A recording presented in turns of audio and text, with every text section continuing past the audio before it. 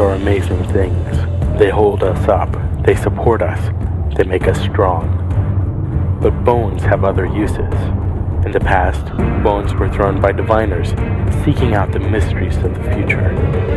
Now the bones are cubes, made of plastic or resin, but they still reveal things to us. As they fall from our fingers and rattle across the table, the story becomes clear. Welcome to Bone Throwers Theater, an RPG actual play podcast.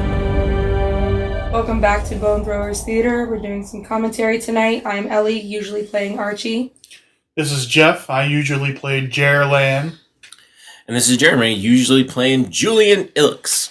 This is Aaron, usually playing Sam/Shade. This is Johnny, and I usually play Chime North. And I'm Jordan, and I'm the GM, and I'm a little amazed that there were no nicknames during the introductions to this recording session. Yeah. I was thinking about a couple of them, but all of mine were dark. Yeah. The episodes we recorded tonight were a little bit of Jeremy. They were a little Julian Tuft of Hair Illix.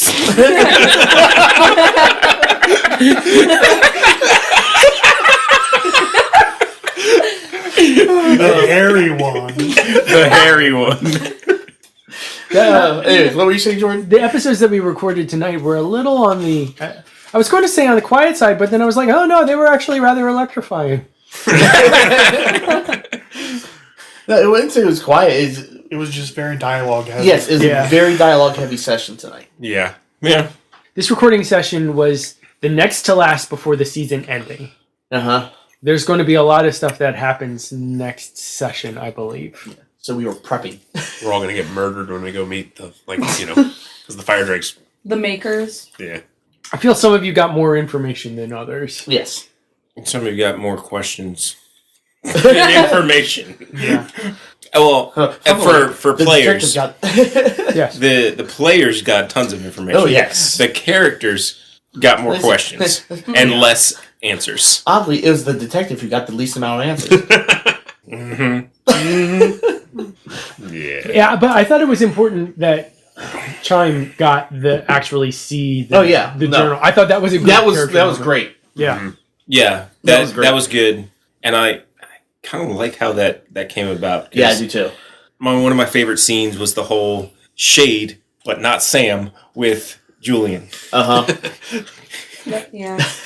That conversation was pretty good. That conversation was really good. And it was, it's kind of funny to think of because it kind of skewed Julian's thoughts to thinking of more trusting of Shade than Sam. Uh-huh. Well, and then Shade saying, she's crazy. That was funny. Like when you're crazy elemental, say, that girl crazy. Cray cray. You know that girl crazy. And it does raise a valid point. Who is the voice of reason? Yes. Who's the voice of reason? And also in that situation, in that scene, and I didn't realize it until after it had already happened, is Julian really just trying to get the information out, or did he use that situation to try and manipulate Shade to be more compliant with Julian? Which is valid, because you notice later on when Julian says, give him all the information. Well, yeah, that's what I mean. That specific thing, when he says, give him all the information, is Julian really wanting that information to come out? One, in the back of Julian's mind, he wanted that information to come out to Chime, to sort of rub it in his face that your family is trash. Yeah.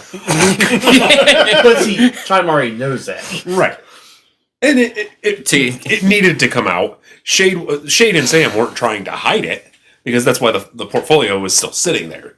Sam was reading it in the open and had left it in there with the intent that it would be shared. But I feel like Shade and Sam also play their cards close to the chest, and so they wouldn't just say, hey, anybody who wants to read this, go read it. Right. And it brings up that Shade is so devious that Shade doesn't realize when he is not forthcoming. Oh, yeah. Yeah. It's like, what do you mean? I gave all the information. It's like, no, you didn't. Yeah. Well, I think that the caveat should always be added with Shade. I gave all the information that I intended to give. Yes. Which is pretty much every caveat that you should get from me as well. True. Yeah. there was a new character kind of introduced. Kind of. I don't think it was introduced. I think it was previously introduced, which is we didn't have. Yeah. You didn't have Ellie a at all. before tonight. Yeah. Which Can you I share? totally am assuming. Yes, we're talking about The you. look I get across Totally the is- table. I'm Is totally. that how you felt when I said the name? So the name is spelled, if you want it for the records, Nidhogg. Okay, Nidhogg. Oh, I've seen that name before. Oh, okay. Which I was just assuming that was the elemental. Like not a new subroutine. Yeah, I was assuming that was the elemental. Since we have this whole elemental trying to Come Take forward. over thing. take over things. Which, I do like that. The whole conversation via Bear Oh, with Sarani, where yeah. Sarani just pretty much confirmed to the group everything Julian had been saying from the start. That the elementals Yeah, are aiming to, just to kill humanity. I didn't know. Some of them are. I don't know if I got that impression because the exact words were, it wasn't usurpers, it was Subjugators. Okay. Subjugators. Okay.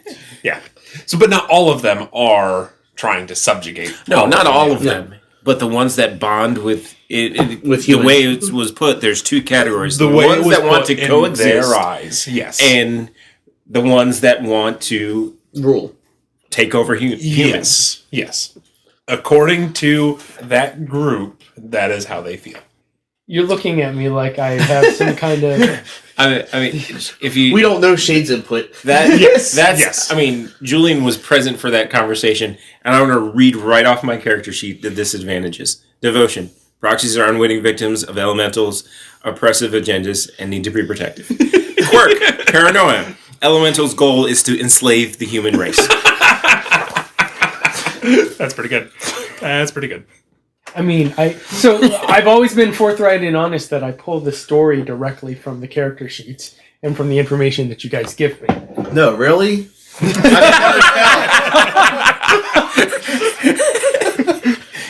You write the story. I just act it out. I'm just the director in this sham play.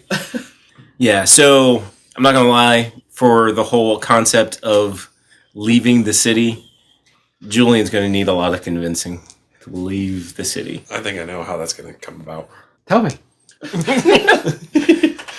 He wants us to leave So the city, but he doesn't We know how need to do it. like just a player chat where we can talk about some of this stuff. Well, if I remember correctly, I think this is the second time Jordan has attempted to get us to leave the city. We talked At the about end that of season one, the one prison colony. Yeah. Oh Where yeah. we were like, no, we don't need to do that. Why are we going to take orders from this person in prison? They have no idea what's going on in Consiglio. Yeah. the most logical thing for me, if from a elemental's perspective, from Sarani's perspective, the most logical thing to do is if you have several soldiers, for the lack of a better term, who are sick, they need to be evacuated. Mm-hmm. If you can safely evacuate. At the same time, like the way Chime sees it is, from what Sarani was saying, is that they want to heal Katari, and Katari is a fire elemental. No, she's not. No, she's Earth. She's Earth Yeah, elemental. she's Earth. So They there's wanted that to heal fire. Archie. Yeah. And Archie is the fire Archie, elemental. that's fire. Well, it might take a little more than just a healing effort for Archie. They have to do some diagnostics on Archie. Well, yes. I will say, though, from a story standpoint, leaving the city sounds very interesting. It does. Yeah. Very interesting. Oh, you can have an entire season just trying to get across the country. Yeah, you could. Especially with It could be With entire Julian's country background for one of- episode. doing actual wilderness missions Mm-hmm. before. And Sam's special ops missions. We haven't, encountered any Wilderness. Wilderness. Yeah. type Mm-hmm. creatures and animals, and there was a nod to that in Julian's flashback Mhm. solo scene. We need to work on those some more. Yeah, we do. We said we would do those, but haven't gone through them. So That would be a good thing to just kick off with next time. Yeah. If anybody wants to. Archie's flashback only goes back so far, though. It goes Well, no, back it- further than It goes you think. back further, but I feel like we threw Ellie into the deep end here a little bit because you guys all have your squirrely theories, and Oh, yeah. and Ellie is just like, I'm just figuring this out as I go along. I don't know what's going on here. You guys we've all played together, like for years. Jeremy, Jeff, and Johnny and I have all played together since like 2009, 2010. And That's a long time. And Aaron, you joined our group in 2017. Yeah. And so, like, you all have gotten used to the squirreliness. We invented the squirreliness. You're all fully Stockholm syndrome at this point. And poor Ellie has just been thrown into it, and so. Well, the interesting thing is I only played for 3 years from like maybe today. And the fact that I maybe played once every maybe couple months. Yeah. Mm-hmm. And then I was kind of thrown into a group where I was just like, oh, this is how you play the game. Whereas the other group is just, let's play by the rules. Let's get this campaign. It's the old time. Yeah. Like, this is Dungeons and Dragons. And then this is like a whole new world for me. Jeremy had to teach me everything about it in the beginning. I was like, okay, this makes no sense. Still doesn't make any sense. I'll do this. I'll figure it out along the way. I do have to say, the way we play versus a lot of traditional role-playing groups is we are a lot more open imagination. Yeah. Mm-hmm. And I've described it to other people as improv with dice rolling. Yeah. Yes, that's pretty much what it is. Yeah. It's less about achieving a goal, As leveling it's up a telling a story. player, and it's more of telling a story. Yeah. And this Collaborative storytelling. And this story is really kind of outside of our wheelhouse in some ways, because I consider myself primarily a horror GM. And I don't think of this as a horror game, although it went places today. There's been some horror aspects, There's been but horror it's aspects, but it's definitely not a horror campaign. Yeah. No. I mean, It's been horrific for Chime, there but- were some horrific stuff with Angel's Guard, that wasn't a horror. horror. No.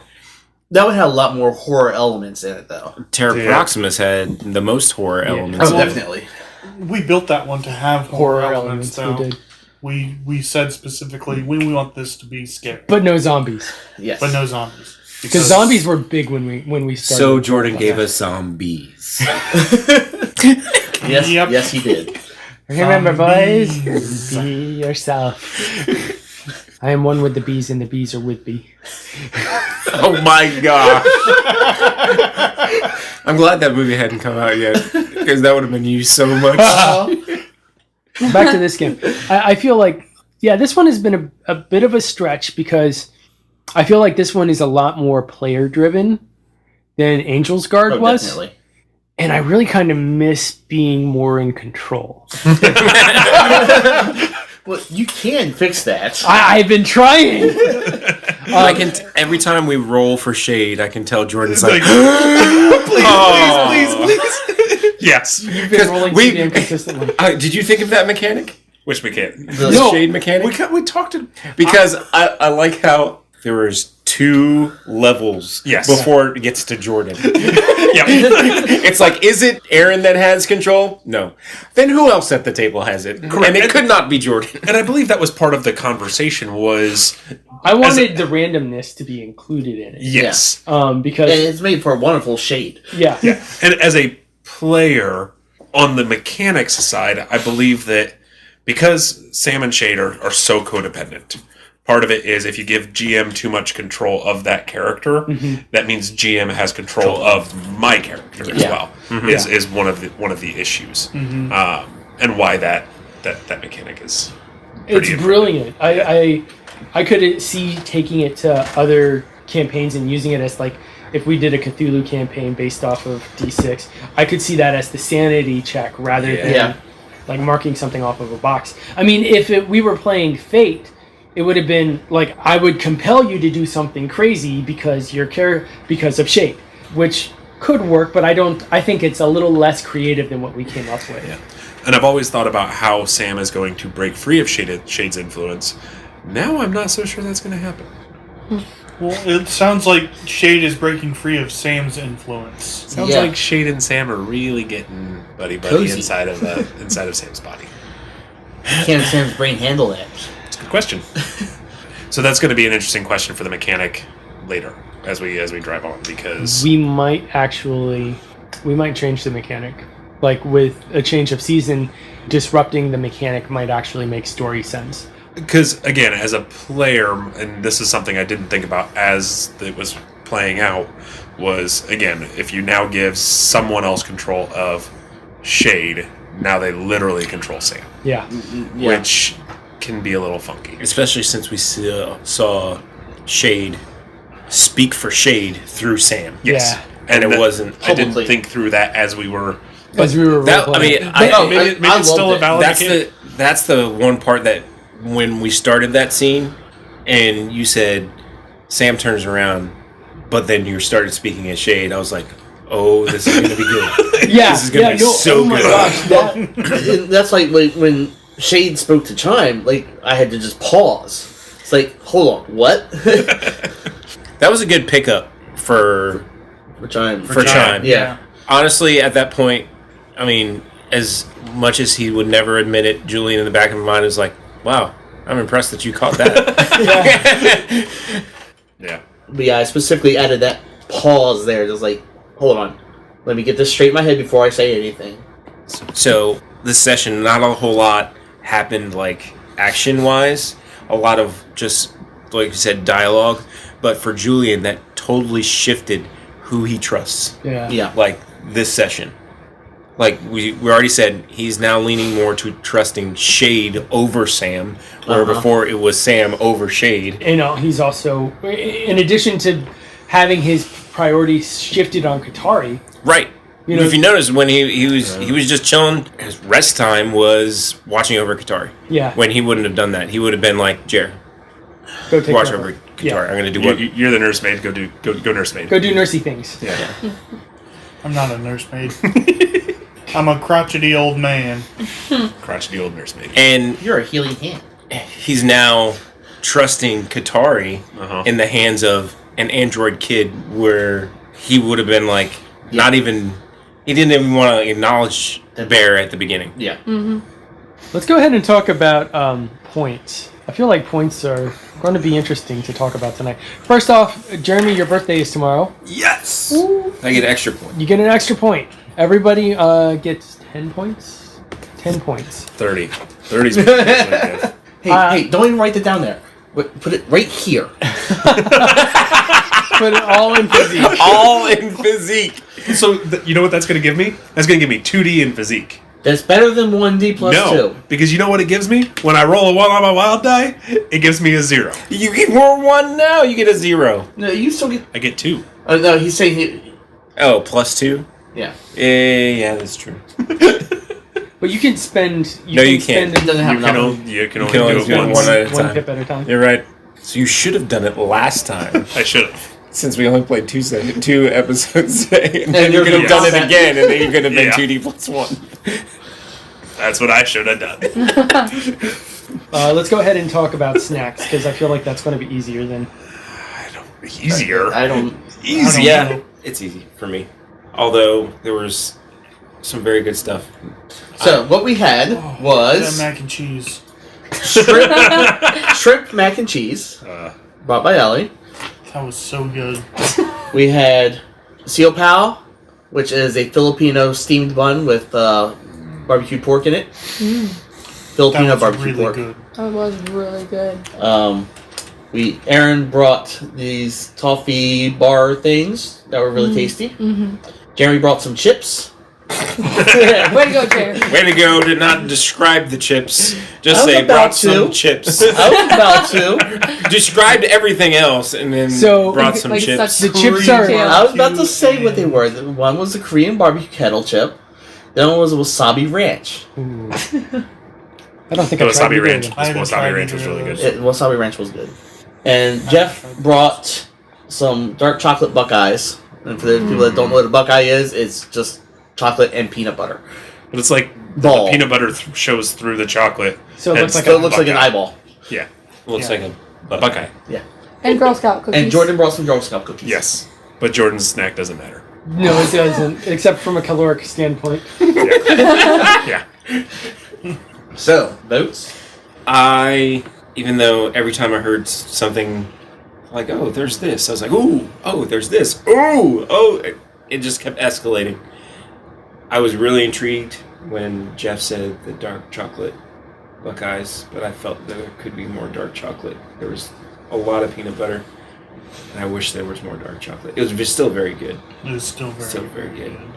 But I'm going to have to say my vote is definitely for the mac and cheese. Yes. The mac and cheese. Johnny. Oh, I know. Those buns were good, but... That's what I said. As soon as she walked in with that, I said, well, there goes my win.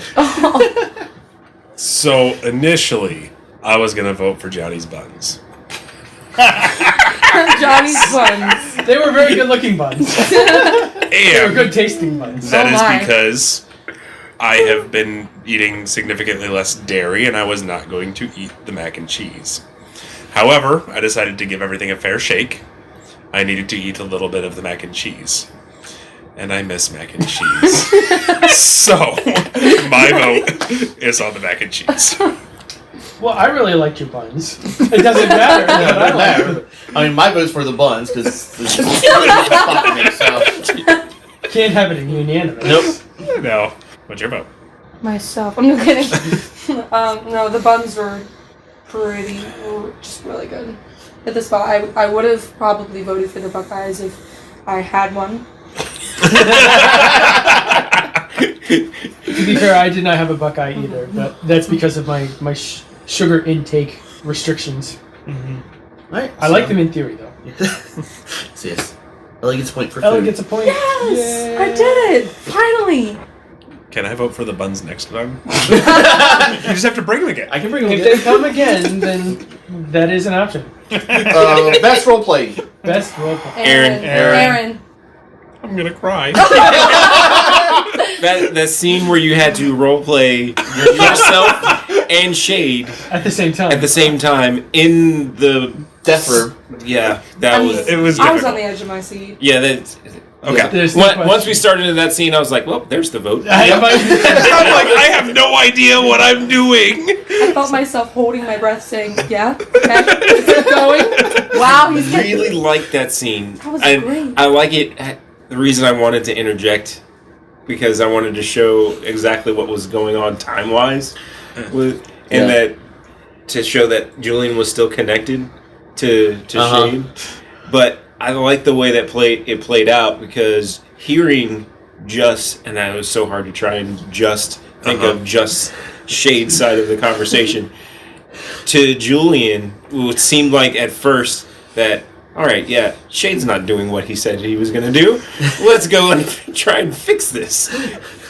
So, and I had a moment where I knew Julian was connected with Shade, and I tried to hedge Shade's language because of that. I could sense that. But then I remembered I wouldn't know that, and so that's where the for now, or it was either for now or something that Shade said that I didn't want to say it at first. Yeah, but I had to because it was right. And Julian followed that up on purpose to hopefully let Shade know that I'm listening to you. This is why he said in what we're calling Shade Space now. For now. Shade's more. And Shade's okay with that, I think. Because for now is all that we need. For now is all that we have. Well, it was more of not saying that Julian's just going to follow along for now. He was trying to repeat what Shade said so that Shade would know. Yeah. It's like, don't try and pull a fast one on Julian. Because he's watching. But yeah, that scene. Okay. That was very good. Well, that, and I also love the fact that as soon as it was announced that everybody knew that Sam was female, Shade immediately took over the body right then and left the room. Jordan provided that. Yeah. Which, again, it was... He did? Yeah, so Jordan talked about Shade pushing into Sam's body. Yes, I know that. Yes. And that wouldn't have been able to happen except for what Jordan gave. Yes. And then it was like, all right. The fact that was Shade's first reaction was, we still need these meat bags. No, he didn't say it, but that was his thought process. We still need them. Yes. I can't let Sam kill them. Yes. Now, there's still some questions. What is Shade's goal? Yes. But that's why I phrased it the way I did. Well, there's also the question of what is our goal as a group. Yeah, I don't know if any of us all have the same goal. At this point, my goal is to survive. But okay. Thank you for your guys' vote. Who Advanced. advanced their character the most? Bear? It's kind of hard on the exposition heavy. Well, no. I mean, I think this is the kind of play that allows advancement of character. But However, I think that the advancement is sometimes seen afterwards, like as an after effect, rather than. I mean, I think as for arguing for Chime, that Chime's advancement came when it wasn't until he saw the documentations. Yeah. Mm-hmm. Yeah. And what do you consider advancement? I mean, because I could say the same thing for Julian. Yeah. He went in with one set of, oh, this is who I'm aligned with. And then at the end, now it's totally swapped around and shifted. So is that an advancement? Well, I mean, the reason I say that's advancement for Chime is because it gives him more information about his family, which has been an influencer in his entire life. Yeah. It might be something that causes him to change his beliefs and goals. It might. In the next 3 I haven't decided as a player yet. So, and then there's Sam has the same deal. Yeah, Sam has the same deal. Where now the influence of Shade could be considered an advancement. The tighter bond that they have could be an advancement. And then Archie got tons of information. Not what Archie was wanting to hear. The other thing about Archie is the revelation of Nidhogg. And we got a name. Well, we had a voice before. We had a personification before. Can I ask who came up with the name? I did. Okay. Can I reveal any more information?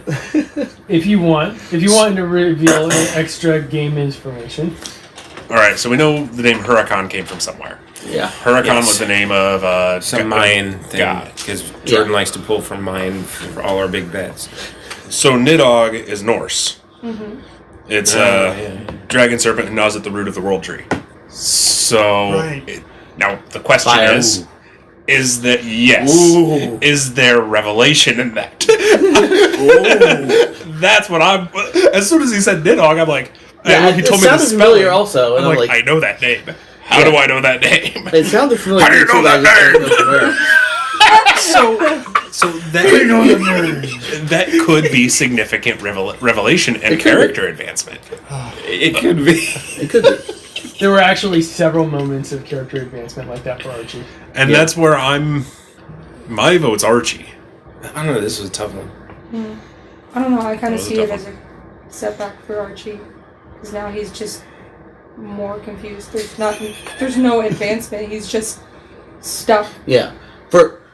It's an advancement for Ellie. Yeah, as the player. Okay, but not for more information for me to work off of. But this is not even Archie. Yeah, Archie was just very confused. Poor Archie is gone from carrying around cheese in a bag to... Yeah, Archie, in a lot of our campaigns, it seems like Jordan has always chosen to break one player. Usually that's Jeff. Usually. This time it started off as me. What? It started off as me. I did a good job breaking you. You did do a good job breaking me. But I was just saying that. And it's not all Jordan this time. It's just the way the story has played out and some of Ellie's choices for role-playing. Yeah. Where, I mean, it seemed like Archie at the beginning, from very one, this was very defined. This is who Archie is. And now as more and more information comes out, it's like Archie is becoming fractured. Is this like, we have no idea who Archie is anymore. Yeah. Yeah. It's an advancement in Archie's... It's the story, but not necessarily the character. The arc of Archie? Yes. The electrical arc of Archie? But the thing for Archie is that Ellie and I kind of talked about this. I'm like, where did that voice come from? And she's like, I don't know. So I had to come up with something for the voice. And we've kind of talked a little bit about what that is. And I'm not going to give anything away too much. The originality, like the core idea where I have a separate quote-unquote entity in my body for that voice. I had recently, when we had done the episode, recently watched Harry Potter. And it was the 5th book, the 5th movie, and where Voldemort is essentially in Harry. So I thought that was a super cool thing to pull out. So I usually draw from what I've recently seen. Well, we all do. Yep. That's how Sam came to be. after watching Ready Player One. H. Oh. I was like, who? And I don't remember if they went too much into it in the movie. Not as much in the movie as in the book. Yeah, not heavily. Oh yes, they did, because they did show scenes from when she was younger. Yeah. I actually am going to say that I would give my point to Sam, because there were points that moved Sam's character forward. Everyone else got information. Yeah. But Sam actually, things happened to transform the character besides just knowing something new. Yeah. I feel like Sam actually Shade Sam had a character shift. Yeah. I mean, but then that's the question. Is it truly an advancement? Because it wasn't something that Sam... Well, depending on who you ask. Sam's excited. Sam likes it. Honestly, it just seems like we all had some kind of questionable advancement. So everybody gets a point. If we all vote for ourselves, do we all get a point? I mean, that has happened in the past. Even though I see the shift in Julian's alignment, I don't think that trumps Sam's, or even Archie's. So, and then, I mean, Chime got a lot of information. Yeah, but it's more of what is Chime going to do with that information. The advancement will come in the to future show from that information. Yes. Yeah. So even though I think potentially Chime got the most revealing information for a new direction to take the character, we haven't seen that yet. Yeah, I agree. So we don't know what's coming. I don't know. It's a tough one. Yeah. Jerr didn't advance at all. No, I think Jerr did. Jerr was very open about healing. Yeah. Again, it was, and I think that started in the last episode. You did it once. And the electrical ground out was amazing. Yeah. That was a really great idea. When Sam falls unconscious, you attempt to heal. And again, when Sam came to you, you agreed. I think that's character advancement, because... You didn't want to heal nobody. Well, no, he didn't. Before, I was still in hiding and wanted to keep it that way. You're not hiding from us now. But I'm not hiding right now. I mean, I am, but not from you guys. Well, you better be. Hiding in general. No, yeah. Not from us. I mean... Gaspar Neri just wanted to be your old friend. Nope, wasn't having it. I know. And Julian found out he's wanted. Yeah. That's a shock, right? I mean, not really. He's disappointed more than anything else. No, Julian takes it as a shock. Really? Because of all the places that he has gone into, I mean, he's managed to keep himself clean. Because you still had, like, a license from the government, from the council. So, I guess... That license and not grant access to the Black House. Nope. We shouldn't have left any survivors. So, on to the vote. Sam. Archie. I have to go with Sam. Well, I guess that's Sam then, because even if I No. vote for... It'd be 3. Vote for Archie. Look at you getting 2 points tonight. Yeah. I probably would have voted for Archie, though, in the end. It's weird because I didn't feel like my character got anywhere tonight. I think it was in the revelations and in the new names and stuff like that. I think that's a big thing. I think that Archie is going to have a lot more to do next session. Because, like, the way that the previous session ended, you were knocked out. Yeah, well, I was asleep, knocked out for half of today. Which is tough. Yes, it is. Yeah. Didn't want it to be that way. It's just how the Those dice things fell. happen. I mean, Archie just tried to electrocute us all, that's all. No, that was Jordan. That was all Jordan. Now, to be fair, Sam was an idiot. Yeah. That was great. I appreciated it. It's like... Yeah, and right before you did, it was like, hold on, do you want to be touching any? Oh, too late. No, it needed some dramatic resolution from where we had left off last time. Yeah. That was a great way to start the episode, aside from the fact that they were both unconscious for a long time. Yeah. Stupid dice. I think healing in this system is broken. One more commentary piece. Healing in this system is broken. There's some other things that I think are broken. A target of 8 is super easy. A target of 8 is super easy, and so there's no other above that, so like maybe every 8 is another wound level. Would be... anyway, the mechanic for healing needs to get fixed. Hopefully Well, that's that comes out why of the new I system. made my own spell. But even then, Well, your spell gives it to medicine, and then medicine only needs a target of 8 to heal one wound level. Yeah. Yeah, your spell only grants you more dice to hit 8. Yeah. So it's like, But it's to just guarantee it more than anything. yeah. Yeah. I think that healing is probably something that they'll talk about. I'm wondering if it would have been different if we had used body points rather than wounds. I just don't like I like wounds because they are more abstracted, and when you put numbers on healing, it just feels too artificial. Yeah. You know, wounds are abstract. I will give you that. They're very abstract, but I think that they are more storytelling driven than. Yeah. Then you received 8 hit points. And I get the idea, because then, I mean, if someone were going to sit and heal somebody, they wouldn't be healing everything all at once. They would be healing a wound at a time. It's like, Yeah. all right, your skin is burned here. Let's go ahead and patch that up. Fix your burnt skin. Yeah. Or let's fix this bullet in your And that's where it chest. comes in. The rule is that you can only do 1 healing per round. In Mini 6, it's even harsher. Yeah. It's like only 1 healing per session Yeah. on a single individual. So when That was once per day. that's right, once per day. But when in Terra Proximus, these knuckleheads unbuckled their seatbelt during a pterodactyl attack on It was an airplane panic. and broke their leg. Don't get me started on that story point. Hey. 100. Oh, I know. Oh. But anyway, what I'm saying is that I don't think there was a single point in that campaign that Johnny ever rolled at full health. Yes, it was. Yes. Oh, yeah. At the very end.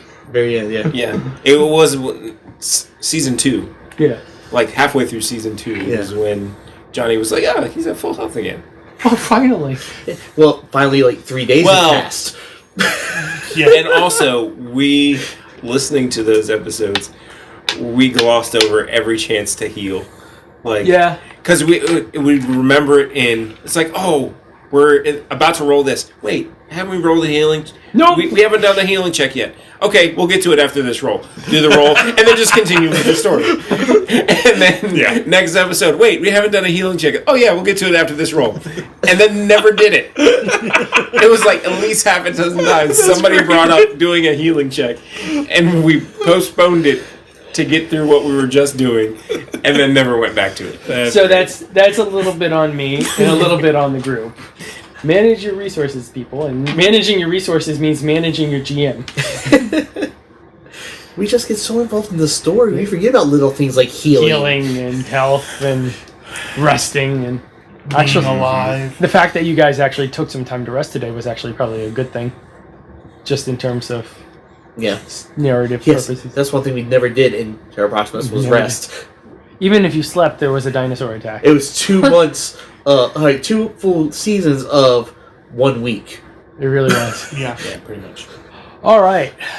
Anything else? Any kind of commentary on the episodes or the? Now, one thing you did mention is that healing is a little broken. Gallant Knight Games. They're working with West End to get the 2nd edition of D6 up and running. So we're going to get our chance to see the new iteration of the rules. The more that we play like the old 2004 edition, the more I see that they tried too hard to be an open cookbook. Yeah. And really, we just roll with the basic core mechanic. Oh, yeah. And that's pretty much it. Well, for half of us, we're very familiar with the core mechanic from Star Wars. Right, exactly. So it's like, why bother?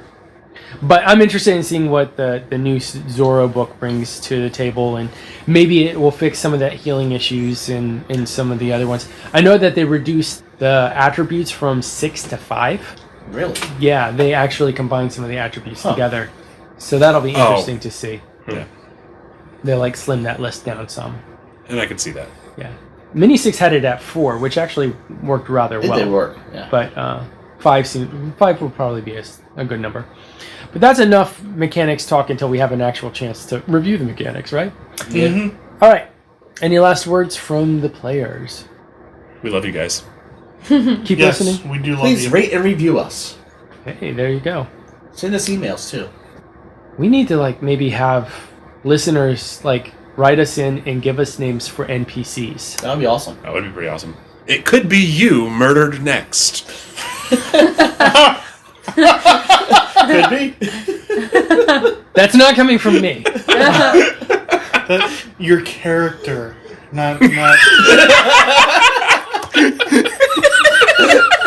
Aaron is not going to show up at your house. First he says he loves you, then he wants to kill you. What are we gonna do? It's a real roller coaster of emotions here at Bone Throwers Theater. So when you listen to this episode and then wake up and there's a cat in your doorstep, Lock the door. Don't go outside.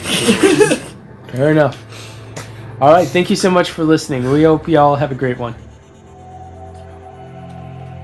Thank you for listening to Bone Throwers Theater.